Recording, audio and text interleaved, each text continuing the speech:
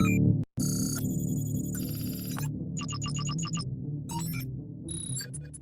everyone, and welcome to the full review for the LG SN11RG soundbar. I've had this soundbar for a few weeks now, probably around a month or so. Basically, before I brought the full review, what I wanted to do was just have a proper use case of it. So basically put it through normal gaming usage, put it through some TV series, put it through a movie or two, and also put it through sports and general live sort of TV type scenarios as well. Now, I did already post the unboxing video as well as a comparison between this and the SL10YG paired with the SPK8S rear speaker kit.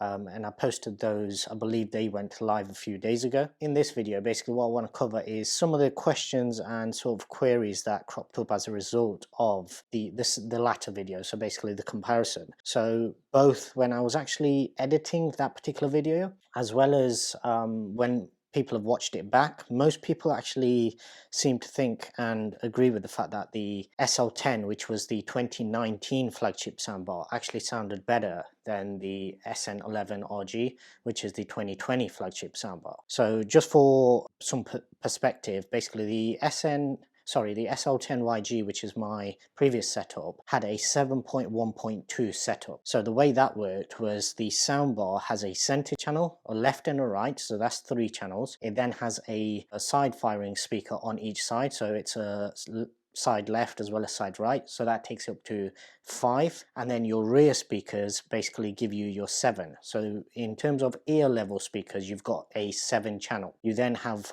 1 for the sub, so 7.1, and then you had on the previous setup you had 2 up firing speakers which are just on the top of the speakers, the soundbar just there, and that gives you your .2. So the previous one was a 7.1.2. Now the difference between that and this current one, the soundbar itself is exactly the same as far as I can tell. The only difference is it comes with, basically packaged with rear speakers, so you don't have to buy a separate kit. These rear speakers have 2 normal sort of ear level speakers, so that still gives you your 7.1. But then they also have upwards firing speakers as well. Now the upward firing speakers as well as the rear speakers are actually significantly bigger than basically what was in the previous kit. These are also powered directly off the mains, and basically the way it works is each one has its own plug.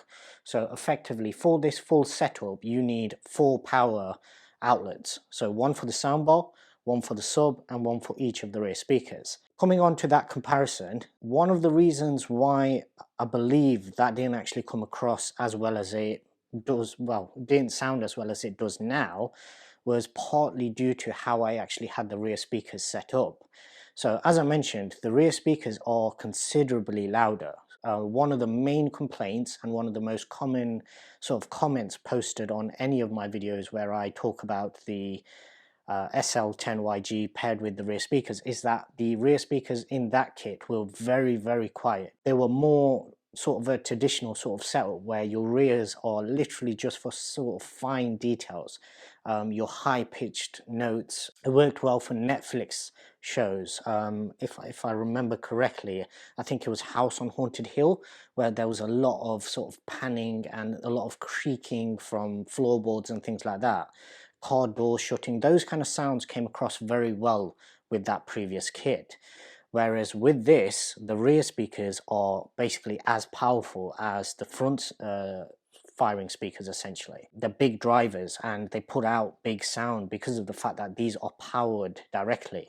They're not going through some sort of wireless receiver, which is what the previous kit used. What I did initially was, obviously because I'd already had the previous kit set up for quite a while, I set it up in the same way. So I set it up at sort of just above ear level, which is where I actually had the previous speakers, because as they didn't have any Atmos firing speakers, so because the previous kit didn't have any upwards firing speakers, in order to get a better range and sort of a more rounded soundstage, I had to mount them slightly higher in order to actually fill out some of the higher notes in the room.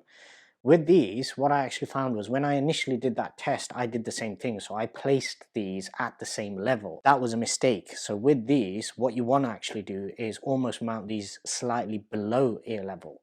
The reason for that is as I said, the rears are very powerful, so they will still give you that rear projection in terms of anything behind you. But what that will also do is it will give more room for the Atmos speakers to actually work. See, what was happening before was because they were so close to, and my ceiling isn't that high, I'd say it's probably about 8 to 10 feet max. And because of that, I think what was actually happening was the rear sort of projection as well as the Atmos projection were almost clashing. They were too close together. So because these were so much more powerful, what I found was the settings in the app had to be completely different. And I'll come on to that, and we'll go through what I've actually got the app set up as now, in comparison to what I had previously. Obviously this now has a few extra settings because of the rear Atmos speakers anyway. Initially I just want to discuss in terms of the setup. So the rear speakers I've now got mounted lower, so when you actually sat down, these are just below ear level. So in terms of the sound projection, it almost pushes past you with your left and your right channels. Now in the room it's not ideal because what I've done is with this wall, I've basically centered the TV in the whole wall. Now, on the opposite side, obviously there's no way that I can actually mount the speakers in that same way because I have a door there. So the only option was to try and mount them either side of the sort of seating area that I actually use. Now, whenever we're watching movies, we always move the sofa forward, so you've got a bit of a distance between the rear speakers and basically where you're sat. And with these in particular, you definitely need that. With the previous kit, with the SPK8S, you could have got away with it because they weren't that loud. With these, you need a bit of distance, just otherwise all you will hear is the rear speakers. Coming on to the soundbar itself, and I will have another test video that I'll play back later on in this video, just to give a better idea in terms of what the sound is actually like now, as opposed to what it was like when I first took it out of the box. And I was just in a rush to get it all set up and do a couple of comparisons side by side, that kind of thing. So basically what I have now is, if I pull up the app just on a secondary phone, and what I will do is, so as you can see, now we have the SN11RG. So if we come into the settings, what we will see is, let me just turn this light on. And yes, this is my daughter's phone, so excuse the, well actually it's not going to work very well with the light on. So okay, so sound effect, obviously these are your modes, and I still prefer movie out of all of them. All of these other ones sort of sound very artificial, and for anybody out there that was asking me for manual treble and bass, so just your treble and bass adjustment, so this is your main page. So basically when you open up the LG Wi-Fi speaker app, this is what you see. So your soundbar will be listed there. This is basically your input control, and this is coming into the menus. So first thing you want to do is obviously choose your mode, your sound mode. Whenever you're watching Dolby Atmos content, it will automatically lock this into Dolby Atmos, so you won't be able to affect this within anything that's Dolby Atmos content. So if you're playing back a movie, TV show, anything with Dolby Atmos, this won't be accessible. But for everything else it is. So what you do is, for your treble and bass adjustment, you want to actually click on this, and that's where you have your treble and bass. Now as you can see, normally I would not touch this for the SL10RG. Now in this one I have actually just cranked up the treble 1 decibel, and I'll come on to the reason for that. Coming back from there, coming down on this menu, the SL10 and the SN11, the one thing that I noticed in the SN11 is that Neural X seems to just function a little better. So I actually posted a video a while back when I first got the SL10, and I showcased how Neural X almost dulls down the whole soundstage. And I think the main reason for that was that the SPK8S rear kit just couldn't compete and keep up in the way that the main soundbar does with the sounds that were actually being put into it. So because of that, it would actually dull down the sound, and basically I suggested that you turn it off. Now on the SN11RG, it actually works properly. So essentially all it's doing is it's sending sounds where they're meant to be. So your rear sounds are at the rear, any sounds above you are sent above you, that kind of thing. So basically doing what it's meant to do. Coming down, next few options, so auto volume, I always leave that off. AV sync, so this is something that I noticed straight away. So the anything that you're playing through your TV, and even through some sources when they're plugged directly into the into the soundbar itself. So I have my Apple TV, which is playing this lovely background at the moment. I have that plugged directly into the soundbar, and even with that, I find that I have to have 20 milliseconds AV sync delay, and then that just makes everything perfect. I'm very sensitive to basically lip sync issues. So if it's slightly out of sync, it will throw off the whole experience for me. So 20 milliseconds is basically the perfect number for my settings anyway. AI room calibration, I did actually run this, and as with most people report the same thing. So when you actually run it, it does all these tests, it makes some sounds, and then it gives you like a before and an after. Now for me, I genuinely cannot tell any difference in the demo that they play. However, once you've actually run the initialization, one thing that you will notice is that the sound is actually different. It's only very, very subtle, but the sound that you actually get in terms of the sound stage, your ears, how everything projects, that is ever so slightly different, but it doesn't actually show up in the demo that they use, and that's why most people actually see it as a bit of a gimmick and they kind of just ignore it. So as you can see, I've already run it, so basically in order to run it again, you just have to cancel it, which resets the soundbar, and then you basically rerun the initialization. So I'll just cancel out that. What I may do is I might do a separate video where I actually do the full process, and that way you can get a better idea of what that actually does and how it sounds. This video is going to be pretty long, so I don't want to add in any extra content that we can put in a separate one. So coming down to the actual settings, so now we get onto the bits that most people have been asking me about. So woofer level. Now, whenever I'm not watching a movie, so yesterday we were watching Mandalorian, and today we'll be watching a movie at night as well. Whenever I'm watching a movie, I will actually put this back up to 3. However, for normal content, what I will actually do is actually tone that down to probably 0. Now, one thing I have noticed straight away is even though these subwoofers are meant to be identical, the soundstage isn't the same. So the sound that you actually get from this it's a lot cleaner, and it's also not as thumpy as basically the previous one was. Now partly that could be down to relocating the subwoofer. So previously I actually had it in this corner down here, and I would point it to the center of the room. Right now I've actually got it down here, so I may just move that back and see if that basically gives us that kick back again.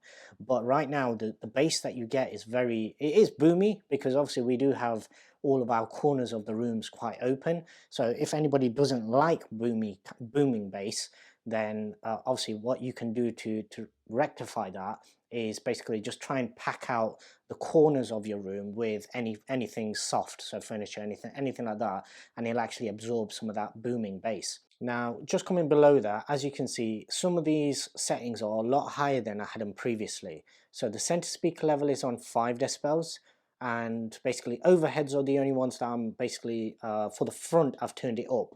And the main reason for that is, obviously the soundbar is right there. The closest person is probably around 6 to 8 feet away from the TV at the moment. Where I'm sat, I'm probably more like maybe 12 feet away.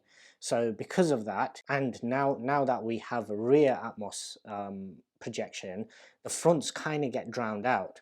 So for that reason, I've actually turned the overheads up to 6 decibels.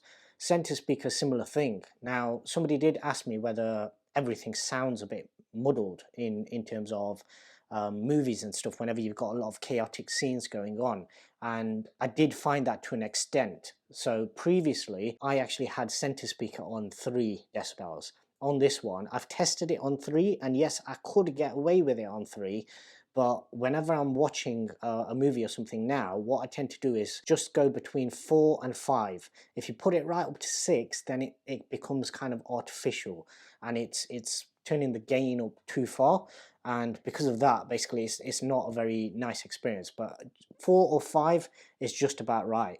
Now, depending on the height of your room, as I say, and depending on where the soundbar is in relation to where you're sat, what you might find is that turning the front overheads up or down will obviously affect it differently. For me personally, I needed to actually turn this one all the way up, so 6 decibels. Side speakers, similarly, again, because of this is actually as a result of my room. So as you can see, I've got a sort of cupboard just on the left there, and on the right hand side, on this side, we've actually got a bay window. So because of that, the side speakers in this room will never perform very well. So generally I will either have them at 5 or 6. Even in the previous setup I actually had them on 6. On this one I'm testing between 5 and 6, and sometimes if you turn it up to 6, it'll just add in a sort of artificial sort of tone to the very high end sort of notes. So for that reason, obviously you can test between 5 and 6. Rear speakers, now as I say, because I'm now sat closer, well, I'm sat the same distance, but they're more powerful. So the rear speakers on this kit are a lot more powerful, and as a result, I've actually toned these down. So initially I actually tested them with Avengers Endgame. The scene towards the end where you have Thanos' army basically shooting down, and you see the Chitauri forces basically landing in their sort of spaceships, their triangle kind of cone-shaped spaceships, and you see them landing down. And also when Thanos is shooting, where he says rain fire, and they're shooting the lasers down. Now all of those sort of tones were very evident, but they were also very kind of fake sounding. So it sounded like almost like everything else dulled down, and you just hear these sort of shards of lightning essentially shooting down. Now in terms of Atmos performance, it is incredible, and I will tell you, like, it's miles better than the previous setup that I had. However, if you don't tone this down a little, depending on how close or far from the rear speakers you are, it will just overpower everything else. So for that reason, I've got both of those on 4. And as I say, depending on the content, you might need to turn this up if the content isn't that well mixed. But and especially if you're using lower quality content. So I was streaming directly from the Disney app. It's not true HD, so for that reason you can get away with basically using 4. I don't actually have any Atmos contents that I can play back directly through the NAS drive in terms of a movie. So what I may do is just test a Blu-ray, possibly test Endgame, and see whether that sounds the same. The Atmos performance is incredible in those scenes. So just coming further down, so this is one that I have actually changed now. So this, originally I actually had it on original sound, and when you put it on original sound, you can see just down there it actually says surround off, and on this one if you put surround, then it'll actually say on. So realistically I can't actually tell any difference on this particular soundbar because the rear speakers are so powerful. It's not going to make a massive difference in terms of that setting. Everything that I've tested it with, just normal 5.1 content as well as Dolby Atmos, that setting hasn't actually made too much of a difference. Coming down, obviously, then you've got a few settings in terms of your HDMI CEC, essentially. It's being able to control it and everything. And then you've got a couple of things like software version and stuff like that. Now, the soundbar did do, I believe it was 1 or 2 firmware upgrades in the time that I've had it. And in terms of connectivity and everything, because that's usually what most of the firmware updates actually work for. In terms of connectivity, it's actually been really good. So I've not had any dropouts in terms of the rear speakers or the subwoofer. A lot of people have posted claiming that either their rears, well, not so much on this kit, but more so with the subwoofer, that the subwoofer just isn't kicking as much as they'd expect it to. And it's understandable if you've got certain things set up wrong. So for example, just down here on this right hand side, I have my router for this room. That is the main router that's actually connected to my modem for my internet provider. By having this media console closed, it doesn't actually interfere with anything. So I don't get any dropouts. The light on the back of the speakers in the sub don't glitch or cut out at all. So that's perfect for me. Now, if anybody else out there is having issues, you need to move your router to another location. I'm lucky that in this scenario, it's not actually interfering. But realistically, if I open that cabinet, occasionally I could actually cause it to drop out, and that was mainly when the sub was actually over here on this right hand side of the room, and obviously if it's right next to it, it's basically cutting the signal, and occasionally it might actually give you a dropout. But in terms of performance, in terms of this room and how I've got it set up, I've not had a single dropout. I've not had any of those periods where you're watching a movie and all of a sudden the sub just cuts out, so you lose all bass.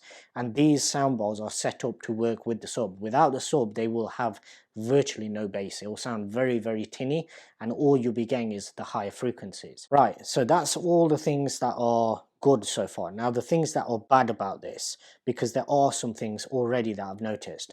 So in terms of the switching between devices, and this once again it comes back to the PlayStation 4. The PlayStation 4 seems to be a device that causes problems with everything that I've connected to it so far, or rather I've connected it to. So connected directly to the TV, what actually happens is whenever you switch over to the PlayStation, unlike when you're using the built-in apps, so for example, if I pull up like YouTube, or if I pull up one of these Netflix, Disney Plus, Prime, anything like that, if I play any other content, and then I switch back to, say, the Apple TV, which is going through the soundbar, that will work perfectly fine. However, whenever you switch to the PlayStation, you turn the PlayStation off, you then switch back to your other input, it will never do it automatically. So what will happen is it just won't even detect the other devices. And what you end up having to do is coming into the app, and basically you have to go to function, and you have to manually switch this from ARC back to HDMI 1 or HDMI 2, depending on which one you've actually got it connected to. Now, it's not the end of the world, and obviously I've figured this out pretty quickly, but for anybody out there that maybe isn't aware of this, this will drive them crazy, because what happens is your TV will not pick up a signal. So the TV will show no input, and it will just go on the screensaver. And basically what will happen is it will just constantly go around. You can reset your Apple TV, it won't detect it, because the soundbar itself is not actually switching to HDMI 1 on the soundbar. So at the moment you might just be able to see, just down there, be bright enough to where you can see it. So you can just about see HDMI 1 there. And what actually happens is, because the soundbar isn't using HDMI 1, even if you switch to Apple TV on your menu, so as you can see Apple TV just there, it won't actually switch to it. Rather than going to HDMI 2, which is where my soundbar is connected to, and then HDMI 1 on the soundbar, it'll actually switch to HDMI 1 on the TV, which is what my PlayStation is connected to. So effectively it will just go in a loop where it will constantly be going back to your PlayStation. The other slight issue that I had with it is the display. So the display at the bottom, I don't know whether this is different or whether I just never noticed it before. The actual lights at the bottom seem to glow on for a little bit longer than on the SL10. And initially when I was watching movies, basically it was slightly distracting because I thought it wasn't going to go off. So I was then looking for a setting where I can actually adjust that. But as you'll see, it does eventually just fade out, and that's something that I do really like. Okay, so one thing that I forgot to mention in the original video that I recorded was the brackets that come with the rear speakers are actually really good. So very few sort of included mounts from these kind of kits generally tend to be that good. So usually you still want to go for your own aftermarket kind of setup. These ones, they are actually really sturdy and they hold the speakers nice and good. However, the one thing, once again, it comes down to LG not really thinking everything through, is with regards to the power cable. So the way that it mounts, obviously it keeps the speakers quite far back against the wall. And as a result, these are using your standard sort of circle of 8 style power adapters. And as you can see from these clips, your power adapter is basically crushed against the back wall if you're keeping your speakers straight. Now, on the opposite side, because I've actually got it turned slightly, it's not actually affecting it. But on this one, say for example, this is my rear left. So if I was to actually turn this the way that it was meant to be oriented, which is this way, then it would actually be crushed right up against the wall. Now, luckily, I don't actually need it that way. I'm actually turning it straight in order to try and get it to balance out the left and the right, because this particular side is actually closer to where I sit. However, this for other people is something that they might want to just make a note of, and possibly just invest in getting some right angled power adapter cables just to make it so then it doesn't get damaged over time. Now that in theory it shouldn't really move, so once it's installed it should be fine, and it is on the sort of thicker end of the cable, but even still it's not really something that it looks like they've thought about, and considering that obviously they've included the mounts, it's not great in terms of the details. But other than that, these rear speakers, as you can see, there is the upwards firing speaker, and here we can see the rear ear level speaker. Now these enclosures are actually a lot bigger, and I'm guessing the main reason for that is not just the speakers, but also because they've had to include all the electronics inside each particular speaker, as opposed to being in a separate box. The separate box that came with the previous model, the SPK8S, was actually about the size of this speaker. So possibly it's just the fact that they've had to include all of the electronics inside there as well, because the speakers themselves, as you can see, are roughly around half the size of the enclosure.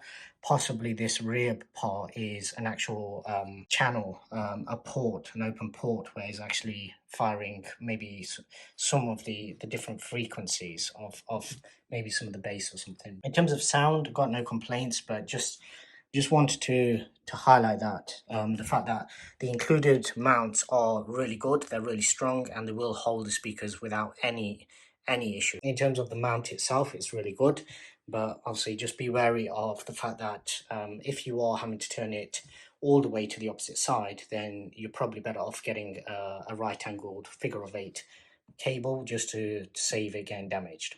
Other than that, to be honest, there's not much else to actually say about this. It's just a fantastic sounding system for the money, and I realize for the money you can get a lot better.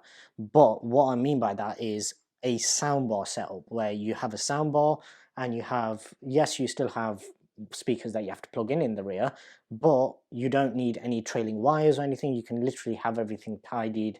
You don't have to worry about receivers and all the rest of it. The other thing is functionality between other devices. So you can plug in your PlayStation directly into this. It will work perfectly fine. We had it connected like that for quite a while, obviously on the previous soundbar, and I tested it on this one as well, and once again it was working perfectly fine. Yes, your input lag and your response time won't be exactly the same, but say for example if your TV has all its HDMI ports filled up, it's giving you an extra port where you can do that. So effectively this is giving me 5 HDMI ports for one single TV, which obviously that sort of functionality, you don't really find that on many other soundbars in this price point. The other thing is the sound itself is very clean. Nothing really distorts, or even with the Atmos cranked right up with all the gain and everything, nothing is really distorting, and everything is really pin sharp. So it's a very clean sound, and that's the kind of sound that I like. For people that want really thumping bass and real low end bass, obviously you're not going to get that, because this is only, I think it's only an 8-inch, or it's either, in fact I think it might be a 7-inch speaker sub on this particular model. So you're not going to get really deep bass from that. I'm not sure if you'd want that in a normal size room. For that you probably want more of a sort of cinema setup, where maybe a projector screen and basically the full 9 yards in terms of that setup. But with this setup where it's just normal 65-inch TV, it's nice and clean, everything's pretty much hidden away as much as it can be in this particular type of room. Really happy with it. Right, so what I'll do now is, obviously this video has gone on for a very long time, but just before I finish, I do want to give you that sound sample. So what I'm going to do is I'm going to take my microphone off and I'm going to place it on the camera rig that I've actually got set up, and then I'll play this same tune. And this time what I'll do is, I believe last time I actually had the volume set differently initially on the two soundbars, so hopefully this will actually give you a good indication in terms of what the sound is actually like.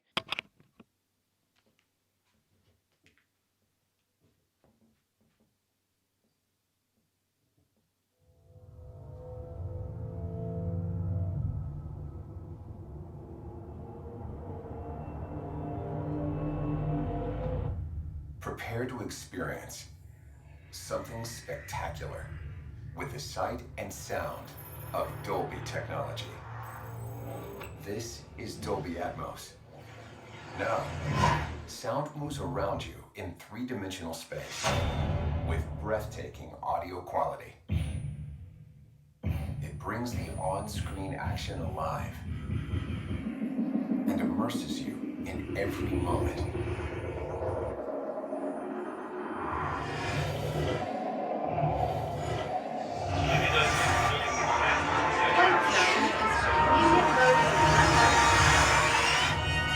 Whether the soundscape sets the mood of the scene.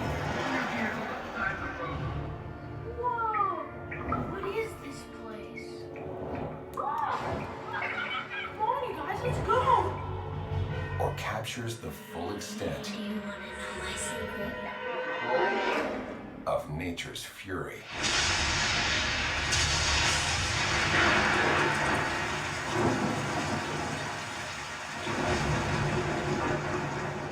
And remember this?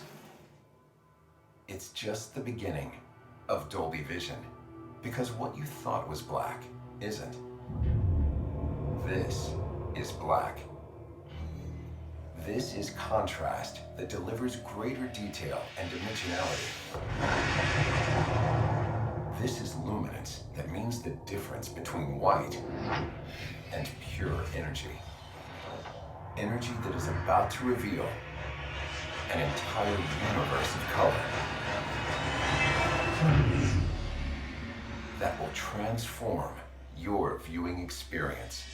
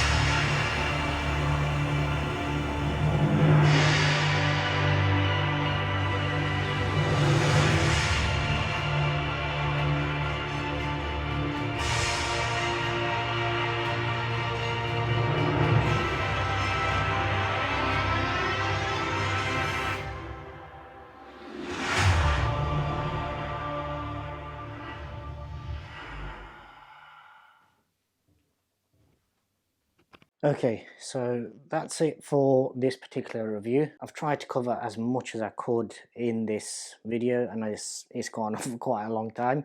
So what I'll do is, if you've got any further questions, then just drop them down in the comment section below, and I'll do my best to answer anything and everything that I can. If you haven't already done so, please do subscribe to the channel. It really does help me out a lot. If you've enjoyed the video, drop a thumbs up down below. Hit the notification bell, that way you won't miss out on any new videos coming up, and I do have a few more still to come. And other than that, thank you very much for watching.